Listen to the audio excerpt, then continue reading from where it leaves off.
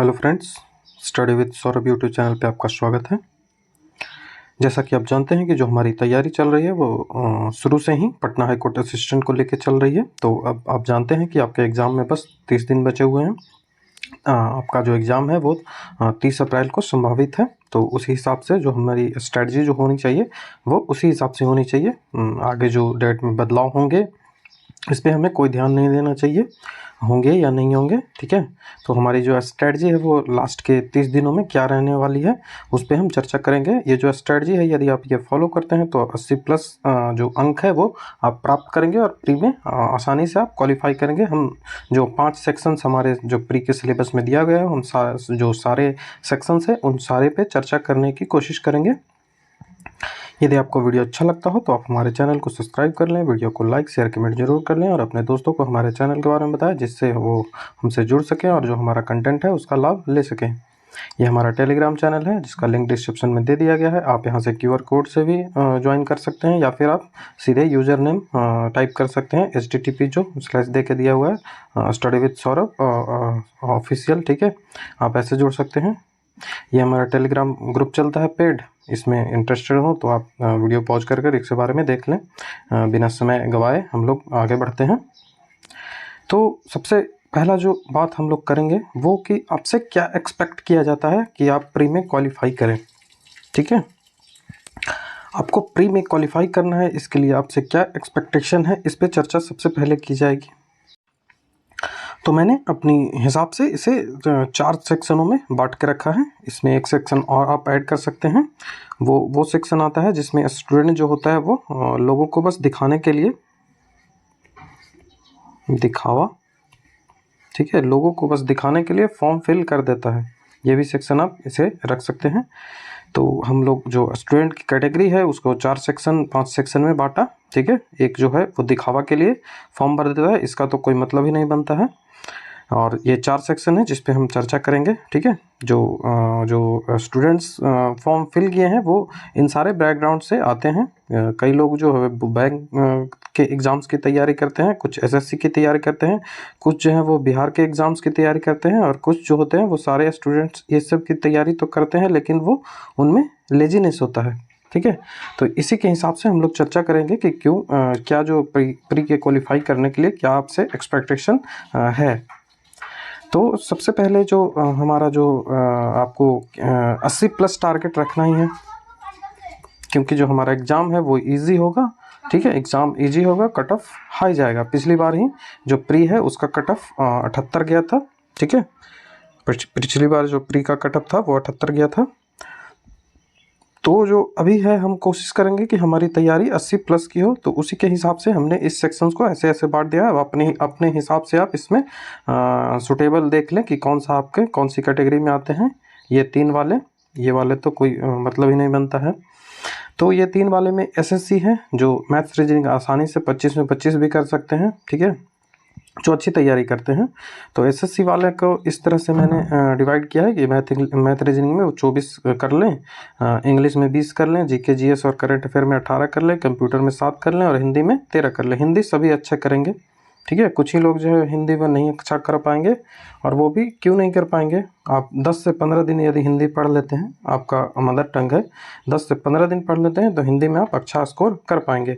तो इस तरह से जो SSC वाले हैं ये फॉलो करेंगे तो वो 82 प्लस नंबर उनका आ जाएगा। इसी तरह से बैंक वाले जो है वो मैथ रीजनिंग में 22 कर सकते हैं।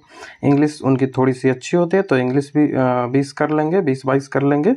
SSC में भी कोई स्टूडेंट ऐसे होते हैं जो 20 प्लस इंग्लिश में करेंगे तो वो इधर वाले में गड़बड़ करेंगे। तो आप अपने हिसाब से मैनेज करें और 80 प्लस जाने की कोशिश करें। ये मैंने एक नॉर्मल रख दिया है, ठीक है। उसके बाद जो GK GS उसमें 18 किया जाएगा। कंप्यूटर थोड़ा सा इनका अच्छा होता है तो 8 9 10 तक भी कर सकते हैं ये बैंक वाले, ठीक है, 10 तक भी जा सकते हैं ये कंप्यूटर में। मैंने तो सिर्फ 8 ही लिखा है। हिंदी तो सभी अच्छे करेंगे तो यहाँ से ये 80 बनता है, ये 82 तक भी जा सकता है, ठीक है। उसके बाद जो बिहार एग्ज़ाम्स की तैयारी करते हैं, जैसे बिहार दरोगा हो गया, बिहार सचिवालय हो गया, बिहार के जितने भी एग्ज़ाम्स आते हैं उनसे रिलेटेड जो तैयारी करते हैं, रेलवेज़ की तैयारी करते हैं जिनकी इंग्लिश थोड़ी सी अच्छी है, ठीक है, वो यदि इस फॉर्म को भरे हैं, उस कैटेगरी में आप बिहार वाले एग्ज़ाम में आते हैं, तो आपको भी इस तरह से आपके जो नंबर है उसको टारगेट करना चाहिए। तो मैथ रीजनिंग में आप कोशिश करें कि 22 नंबर लाएँ और आसानी से आ भी जाएगा, क्योंकि मैथ रीजनिंग जो होते हैं वो जो ईजी लेवल के पूछे जाएंगे, उतना टफ नहीं होगा। आप कोशिश करें कि जो इंग्लिश है उसमें 18 नंबर लाया जाए, और जो जीके जीएस और करंट अफेयर है इसमें 22 प्लस तो लाने की कोशिश करें ही, और आसानी से आ भी जाएगा। जो बिहार दरोगा की तैयारी करते हैं वो या फिर सचिवालय की तैयारी या फिर कोई भी एग्ज़ाम्स हैं जो बिहार में से रिलेटेड है उसकी तैयारी जो करते हैं वो 22 प्लस आसानी से जीके जीएस में ले आएंगे, क्योंकि ये सब एग्ज़ाम की तैयारी करने वाले लोगों की जीके जीएस थोड़ा सा अच्छा होता है, जो बीपीएससी से हो, जो बीपीएससी की तैयारी कभी किए हों, उन सब का ये सब अच्छा होता है। ठीक है, तो वो आसानी से 22 प्लस कर सकते हैं। कंप्यूटर में थोड़ा सा उनके लिए स्ट्रगल करने वाला होगा, इस कारण से वह 6 नंबर ही ला सकते हैं, या फिर थोड़ा सा बढ़ सकते हैं इससे। हिंदी तो आसानी से 14 किया जा सकता है, 13, 14, 15, कई तो 15 भी कर सकते हैं। तो इससे भी आपका 82 प्लस नंबर बन जाएगा।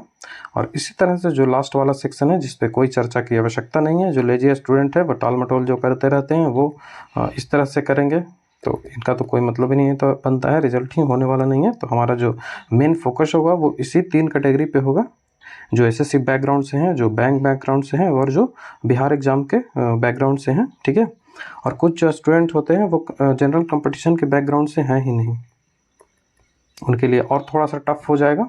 ठीक है, क्योंकि उनकी जो जनरल कंपटीशन के हिसाब से उनको तो अपनी तैयारी करनी पड़ेगी, क्योंकि ये सब जो लोग हैं उनकी मैथ्स बड़े अच्छे होते हैं, लेकिन ये सब जो होते हैं इनके कुछ सब्जेक्ट अच्छे हों, जैसे कुछ लोगों का इंग्लिश अच्छा हो जाए, कुछ लोगों का जीके जीएस अच्छा हो जाए।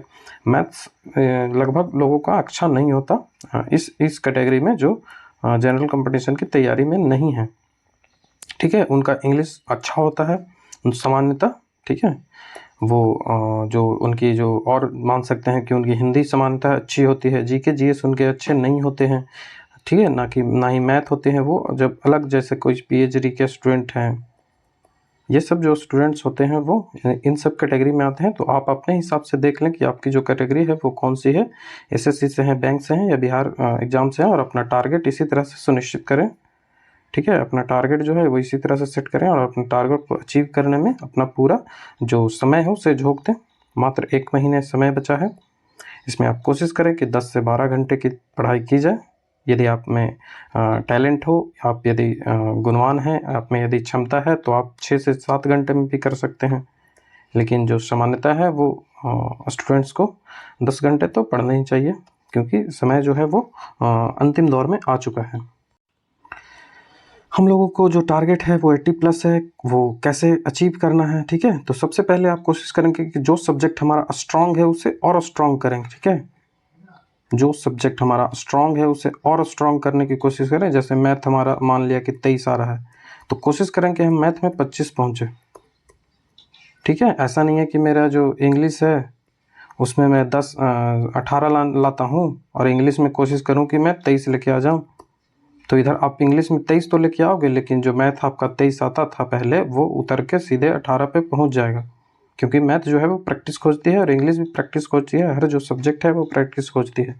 तो आपको क्या करना है कि जो स्ट्रॉन्ग सब्जेक्ट है उसको और स्ट्रॉन्ग करें, और जो स्ट्रॉन्ग नहीं है, जो आपका वीक है या फिर मॉडरेट है, उसको इस तरह से कोशिश करें कि बस क्वालिफाई करने में आपको वो हेल्प कर दे।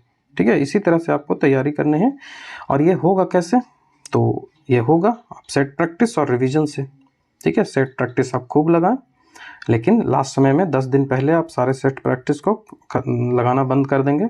ठीक है, और जो जितने भी लगाए हैं लगभग 10, 50, 60 जितने भी आप लगाए हो, 30 लगाए हो, वो सारे को 10 जो लास्ट 10 दिन है उसमें आपको रिवाइज करना ज़रूरी होगा। ठीक है, रिवीजन कैसे करें? तो रिवीजन करने के लिए सबसे बेस्ट तरीका होता है कि आप 2 सब्जेक्ट को एक साथ ले लें, और वैसे सब्जेक्ट को ले कि एक आपको इजी लगे और एक आपको हार्ड लगे। ठीक है, आप अपने अनुसार देख लें कि कौन सा सब्जेक्ट आपको लेने चाहिए। जैसे हिस्ट्री एक ले रहे हैं तो एक आप पॉलिटी ले लें। ठीक है, इसमें जो मेरे हिसाब से मैं मानूँ तो पॉलिटी आसान होता है, और हिस्ट्री जो होता है वो थोड़ा सा टफ होता है लोगों के लिए। ठीक है, ऐसे दोनों उतने टफ नहीं है। जो टफ में यदि बात करें तो वो ज्योग्राफी ही है, और जो इकोनॉमिक बैकग्राउंड से नहीं है वो इकोनॉमिक्स। ठीक है, वो टफ होता है। तो आपको अपनी जो स्ट्रेटजी है वो इसी तरह से रखनी है, ठीक है। जो सब्जेक्ट को कैसे चुना जाए वो मैंने बता दिया है। उसके बाद जो सब्जेक्ट वाइज जो स्ट्रेटजी होनी चाहिए जीके जीएस और करंट अफेयर के लिए आपको क्या करने की आवश्यकता है। तो जीके जीएस में आपको हिस्ट्री पॉलिटी को आप साथ रख सकते हैं, ज्योग्राफी, फिजिक्स, बायोलॉजी और केमिस्ट्री को रख सकते हैं। इसमें सबसे ज़्यादा आप फोकस किस पे करेंगे, तो बायोलॉजी पे करेंगे, ठीक है। केमिस्ट्री नहीं पढ़ेंगे तो भी कोई नुकसान नहीं होगा, और फिजिक्स थोड़ा सा ध्यान दे दें, लेकिन बायोलॉजी आपको पढ़ना बहुत ज़रूरी है। और ये सब करेंगे कैसे, तो ये सब के लिए आप MCQ लगाएंगे, क्योंकि आप यदि ग्रेजुएशन के छात्र हैं, आपने ये फॉर्म भरा है, मतलब आप ग्रेजुएशन के छात्र हैं, तो आपकी जो साइंस है वो ठीक होनी चाहिए, क्योंकि आपको 3 वर्ष पढ़ने का मौका मिला है, ठीक है। आप 15 सालों से पढ़ते आए हैं, पहली क्लास से लेके 15वीं क्लास मतलब ग्रेजुएशन तक आपको पढ़ने का मौका मिला है, जिसमें आप साइंस, मैथ्स, ये सारी चीज़ें पढ़ते आते हैं। तो आपसे उम्मीद की जाती है कि आपकी जो साइंस है वो ठीक होनी चाहिए। ठीक मतलब ऐसी होनी चाहिए कि बेसिक से नॉलेज आपको हो, तो वो आप MCQ करके आप उसे निकाल सकते हैं, ठीक है। तो आपको साइंस में क्या कोशिश करना है, साइंस में सिर्फ और सिर्फ MCQ पे ध्यान देना है, जो कि एग्जाम्स में पूछे गए हैं, या फिर कोई भी बुक हो जिसमें MCQ दिए होंगे अच्छे लेवल के, उनको आप कर लेंगे। उसके बाद इकोनॉमिक्स और कल्चर का जो बचता है, कल्चर के लिए आप क्या करेंगे, आपका सिलेबस में ये सब पार्ट दिया हुआ है, इसी कारण से मैंने इन सबको जोड़ा है। कल्चर के लिए भी आप MCQ ही करेंगे, और इकोनॉमिक्स के लिए आप जो क्राउन बुक होता है वो क्राउन बुक पढ़ लेंगे, और उसके बाद MCQ ही लगाएंगे, और बहुत फ़ायदेमंद होगा यदि आप MCQ लगाते हैं। एनवायरनमेंट के लिए भी आप MCQ करेंगे, और बिहार के लिए भी MCQ करेंगे। बिहार के लिए MCQ में आपको BPSC के MCQ करना होगा, क्योंकि ये उम्मीद की जाती है कि लगभग 1 से 2 सवाल पूछे जाएंगे, 25 में 1 से 2 सवाल बिहार से ज़रूर आएंगे। सबसे इम्पोर्टेंट जो है वो करंट अफेयर, ये उम्मीद है कि 3 से ऊपर ही आएंगे, 3 से प्लस ही क्वेश्चंस करंट अफेयर के आएंगे, ये उम्मीद की जा रही है। तो आपको लास्ट 6 मंथ के करंट अफेयर करने हैं, ठीक है। आपका एग्ज़ाम है अप्रैल में, तो मार्च तक पूरा करना है, ठीक है। पूरा मार्च करना है, मार्च, फरवरी, जनवरी, 3 मंथ इधर का हो गया और 3 मंथ उधर का हो गया, ठीक है। दिसंबर, नवंबर और अक्टूबर, ठीक है। तो अक्टूबर से आपको मार्च तक करंट अफेयर करना है, ठीक है। अक्टूबर से मार्च तक करंट अफेयर में आपको 2 तरीके से करने हैं। एक तो MCQ वाला जो पार्ट होता है वो आप यदि आप गौरव गर्ग सर, ठीक है, स्टडी IQ के जो फाउंडर हैं, गौरव गर्ग सर का आपका प्रीमियम बैच यदि आप लिए होंगे करंट अफेयर का, तो वो सबसे बेस्ट रहेगा आपके लिए, ठीक है। वो बेस्ट 300 जो आता है उनको कर लें, या फिर आपने कोई भी करंट अफेयर का जो पेड कोर्स नहीं लिया है, तो आप क्या कर सकते हैं, तो आप स्पीडी बुक खरीद लें, ठीक है। स्पीडी बुक खरीदें, और स्पीडी बुक से टॉपिक वाइज पढ़ें, उसमें टॉपिक वाइज सारी चीज़ें दिया हुआ रहता है। तो आपका जो करंट अफेयर का सिलेबस है वो वेल डिफाइंड है एकदम, कि कौन कौन से टॉपिक करंट अफेयर में दिए गए हैं। जैसे साइंस एंड टेक्नोलॉजी दिए गए हैं, इंपॉर्टेंट पर्सन्स जो हो वो दिए गए हैं। तो ऐसे जो टॉपिक वाइज जो दिए गए हैं जितने भी चीज़ें, वो आप स्पीडी बुक से कर लेंगे, ठीक है। ये करंट अफेयर आप लगभग 5 से 6 दिन में मार्केट में उपलब्ध हो जाएगा। मार्च मतलब अप्रैल वाला, ठीक है। 1 महीने एक्स्ट्रा चलता है, तो मतलब अप्रैल वाला उपलब्ध हो जाएगा। तो अप्रैल वाला ही आप खरीद लें, और 6 महीने के जो करंट अफेयर हैं उनको कर लें। इसमें आपको MCQ भी लगभग 2500 प्लस मिल जाते हैं, वो MCQ भी आप कर लेंगे। और मेन फोकस आपका कैसा होगा, तो मेन फोकस होगा वो टॉपिक वाइज, वो भी सिलेबस के अकॉर्डिंग, ठीक है। करंट अफेयर में आपका सिलेबस वेल डिफाइंड है, तो सिलेबस के अकॉर्डिंग, जैसे साइंस एंड टेक्नोलॉजी आपको जो सिलेबस है उसमें दिया गया है, तो उन सबों को करेंगे, ठीक है। आपको जीके जीएस में कौन से टॉपिक इंपॉर्टेंट है, कौन से टॉपिक पढ़ने चाहिए, इसके लिए वीडियो चैनल पे ऑलरेडी अवेलेबल है, तो आप उसे जाकर देख सकते हैं। इंग्लिश के लिए क्या किया जाए, तो इंग्लिश के लिए आपको SSC का PYQ, मैं शुरू से ही बोलते आ रहा हूँ, जब से फॉर्म आया है तब से ही, कि SSC का PYQ आपको करना होगा। PYQ जो क्वेश्चन SSC में पूछे गए हैं, CGL CPO, ठीक है, CGL और CPO का करना है, ये आप कर लेंगे। इसके नीचे का लेवल का नहीं जाए, इसके नीचे का लेवल में आप सिर्फ वर्ड मीनिंग देख लेंगे, ठीक है। जो वर्ड पावर हो वो देख लेंगे। वर्ड पावर आपको करना ही पड़ेगा, जितनी जल्दी से जल्दी हो सके इसे करें। जो प्रीवियस ईयर है वो भी करें, वही करें, ठीक है, वही करें जो PYQ है, अन्यथा वर्ड की कमी नहीं है। सेक्शन वाइज आप प्रैक्टिस खूब करें, ठीक है। जैसे कॉमन ईयर का प्रैक्टिस कर लिए, पैरा जंबल का कर लिए। जैसे आपका सिलेबस में सफलिंग, ठीक है, सफलिंग ऑफ सेंटेंस, सफलिंग ऑफ सेंटेंस और सफलिंग ऑफ वर्ड्स, ये दोनों दिया गया है, ठीक है। सफलिंग ऑफ सेंटेंस और सफलिंग ऑफ पैराग्राफ, ठीक है। सफलिंग ऑफ सेंटेंस और सफलिंग ऑफ पैराग्राफ ये दोनों दिए गए हैं। तो इससे जो क्वेश्चन है वो खूब आने की संभावना है, लगभग 2 से 3 सवाल इससे आएंगे। तो इस पर ज़्यादा फोकस करें, जैसे नॉर्मली आप पैराजम्बल कहते हैं। तो पैराजम्बल तो एक सेंटेंस वाला हो गया, और एक पैराजम्बल होता है वो पैराग्राफ वाला, ठीक है। उसमें पैराग्राफ में आपको रीअरेंज करना होता है, ठीक है। तो इन सबों पे आप ध्यान देंगे, और आपका जो मेन सोर्स होगा वो क्या होगा, तो एसएससी का प्रीवियस ईयर क्वेश्चंस होगा। मैथ रीजनिंग में भी आप वही करेंगे, एसएससी का जो एमटीएस का क्वेश्चन होगा इससे यही को करेंगे, एमटीएस से आप ऊपर ना बढ़ें, ठीक है। ओनली एमटीएस का ही करें, ना सीएचएसएल ना सीजीएल, ठीक है। आपको जो यदि आपके पास समय हो, तो यदि आप उस लेवल की आपकी मैथ हो तो आप सीएचएसएल कर सकते हैं, ठीक है। एसएससी वालों को तो मैथ करने की ज़रूरत ही नहीं है, वो आसानी से कैसे कर लेंगे। उसके बाद यदि आपका मैथ थोड़ा सा ठीक नहीं हो, तो आप कोशिश करें कि जो बिहार दरोगा के जितने भी मेंस के पेपर हुए हैं, मेंस में लगभग 25 क्वेश्चन, 23 से 25 क्वेश्चन पूछे जाते हैं मैथ्स और रीजनिंग से, तो वो कर लेंगे। लगभग 7 से 8 पेपर हुए हैं, उनको कर लेंगे। बिहार पुलिस के जो हाल ही में पेपर हुए हैं उनके जो मैथ्स हैं उनको कर लेंगे। और अभी जो 4 एग्ज़ाम हुए हैं बीएसएससी का, एक लीक वाला जो लीक होकर री एग्ज़ाम जो हुआ था वो वाला, जिसमें आपको लगभग 1 2 3 पेपर आपको उपलब्ध हो जाएंगे, जिसके आपको मैथ्स को कर लेना है। तो 25 दिए 75, मतलब कि आप मान के चलें कि आपको 60 मैथ्स के क्वेश्चन मिल जाएंगे आसानी से, ठीक है। तो वो आप कर लेंगे।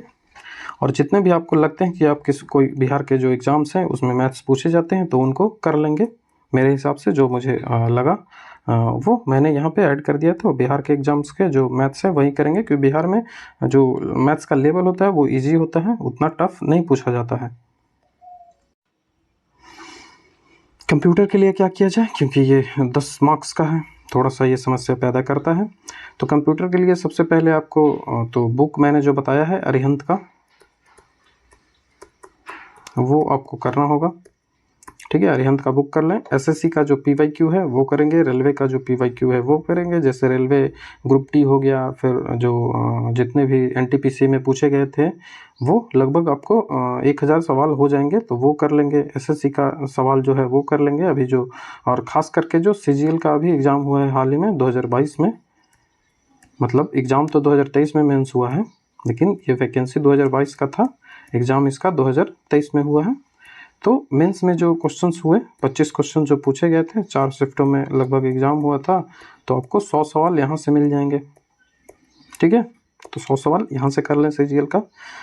और यदि सबसे इम्पोर्टेंट जो कंप्यूटर में बात आती है कि कंप्यूटर में क्या पढ़ना है, क्योंकि इसका सिलेबस कोई नहीं दिया है आयोग, ठीक है। तो इसके बारे में आपको वीडियो चैनल पे मिल जाएगा, वहाँ से आप देख सकते हैं, लिंक डिस्क्रिप्शन में दे दिया है मैंने।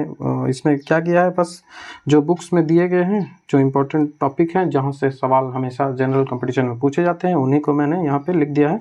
कोई रॉकेट साइंस इसमें नहीं मैंने किया है, ठीक है। उसके बाद आपको हिंदी के लिए क्या करना है, तो हिंदी के लिए पीवाईक्यू करेंगे। और पीवाईक्यू कहाँ से करेंगे, तो यूपी उत्तर प्रदेश के जितने भी एग्ज़ाम होते हैं उसमें हिंदी पूछे जाते हैं, ठीक है, और अच्छे लेवल के पूछे जाते हैं। तो यूपी के जितने भी एग्ज़ाम्स होते हैं उनके पेपर को आप एमसीक्यू को कर लेंगे, ठीक है। एमसीक्यू को कर लेंगे, यूपी में जितने एग्ज़ाम होते हैं उनके एमसीक्यू कर रहे हैं। ये कहाँ से आपको मिल जाएगा, तो ये आपको बुक्स कई सारी होती हैं, जैसे यूथ पब्लिकेशन का एक बुक आता है, वहाँ से इसे मिल जाएगा। यदि आप बुक नहीं लेना चाहते तो मैं इसका पीडीएफ जो है वो अपने चैनल पे शेयर कर दूंगा, वहाँ से आप इसे कर लेंगे, ठीक है। या फिर आप लूसेंट बुक आपके पास है उससे भी कर सकते हैं। तो हिंदी के लिए आप क्या करेंगे, तो हिंदी के लिए यूपी का जो एग्ज़ाम हुआ है उनके क्वेश्चन करेंगे, प्रीवियस ईयर क्वेश्चंस, और फिर लूसेंट का जो बुक है उससे जो टॉपिक्स है जो आपको समझ में नहीं आते हैं उनको कर लेंगे, ठीक है। ये हमारा जो पेड ग्रुप है उसके बारे में कुछ चर्चा है, यदि आप इंटरेस्टेड हो तो आप मुझे मैसेज कर सकते हैं, लिंक जो डिस्क्रिप्शन में टेलीग्राम का दिया हुआ है। तो हमने जो अपने हिसाब से एक जो स्ट्रेटजी है, एक सामान्यतः जो स्ट्रेटजी होनी चाहिए 1 महीने की, उस पर चर्चा की है। आशा करता हूँ आपको ये जो स्ट्रेटजी है मेरी द्वारा बनाई गई वो आपको अच्छा लगेगा, ठीक है। यदि आपको अच्छा लगता है तो कमेंट में ज़रूर बताएं, और क्या आपके सजेशंस हैं वो भी कमेंट में ज़रूर बताएं। तो चलिए यदि आपको वीडियो अच्छा लगा हो तो आप जो चैनल है उसे सब्सक्राइब कर लें, वीडियो को लाइक शेयर कमेंट जरूर कर दें और अपने दोस्तों को हमारे चैनल के बारे में बताएं, जिससे वो हमसे जुड़ सके और जो हमारा कंटेंट है उसका लाभ ले सके। ये टेलीग्राम है जिसका जो QR कोड है उससे भी आप इसे ज्वाइन कर सकते हैं। उसके बाद जो टेलीग्राम है वो लिंक डिस्क्रिप्शन में भी दे दिया गया है, वहाँ से आप इसे ज्वाइन कर लेंगे। चलिए, थैंक यू।